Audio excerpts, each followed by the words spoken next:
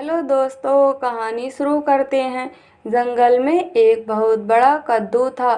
जंगल के सभी जानवर उसका मजाक बनाते क्योंकि वह बहुत मोटा हो गया था, जिसकी वजह से उसे आने जाने में भी परेशानी होती थी।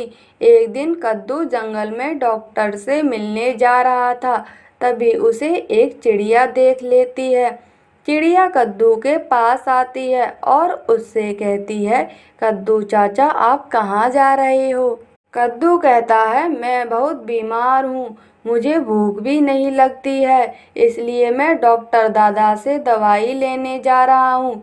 चिड़िया कद्दू से कहती है, चाचा, आप इतने तो मोटे ताजे हो, अब क्या आपको अपनी भूख बढ़ा के हाथी बनना है?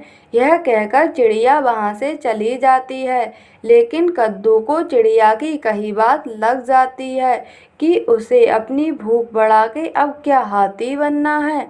कद्दू निराश और मायूस डॉक्टर दादा के पास आ जाता है और उनसे कहता है, मुझे पतले होने की दवा दे दो। डॉक्टर दादा कद्दू का चेकअप करते हैं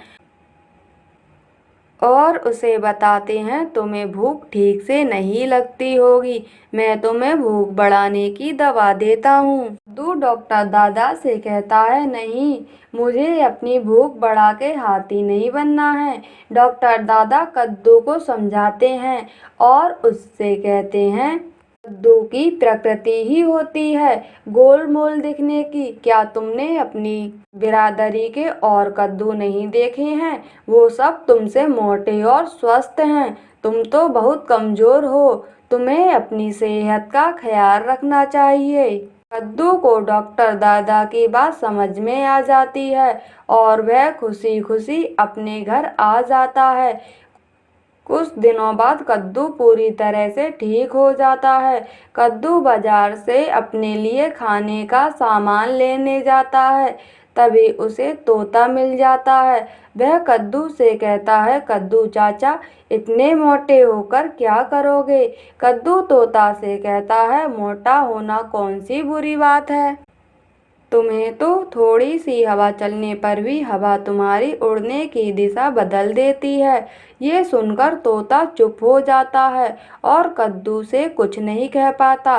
कद्दू बाजार से अपने खाने का सामान लेकर घर आ रहा होता है, तभी उसे शेर मिलता है। शेर कद्दू से कहता है, हमारे जंगल में पहलवानों की प्रतियोगिता होने वाली है, मैं चाहता हूँ तुम इस प्रतियोगिता में भाग लो। कद्दू पहलवानी की प्रतियोगिता में भाग लेता है। अब प्रतियोगिता का दिन आता है, सभी जानवर इकट्ठा होते हैं। प्रतियोगिता में जब सबको पता चलता है कि हाथी ने प्रतियोगिता में भाग लिया है, तो वे अपना नाम वापस ले लेते हैं, लेकिन कद्दू अपना नाम वापस नहीं लेता। अब हाथी और कद्दू के बीच में प्रतियोगिता शुरू हो जाती है। कद्दू बहुत फुर्ती के साथ हाथी से लड़ रहा था। हाथी सुस्त होने के कारण कद्दू पर देर से हमला कर पा रहा था, लेकिन कद्दू बहुत तेजी के साथ उछल कूद कर हाथी को बहुत मारता है और ये प्रतियोगिता जीत जाता है। सभी जानवर कद्दू की फुर्ती और उसकी जीत की बहुत तारीफ करते हैं। ऐसे ही और कहानियाँ सुनने के लिए चैनल को सब्सक्राइब कीजिए और वीडियो को लाइक कीजिए।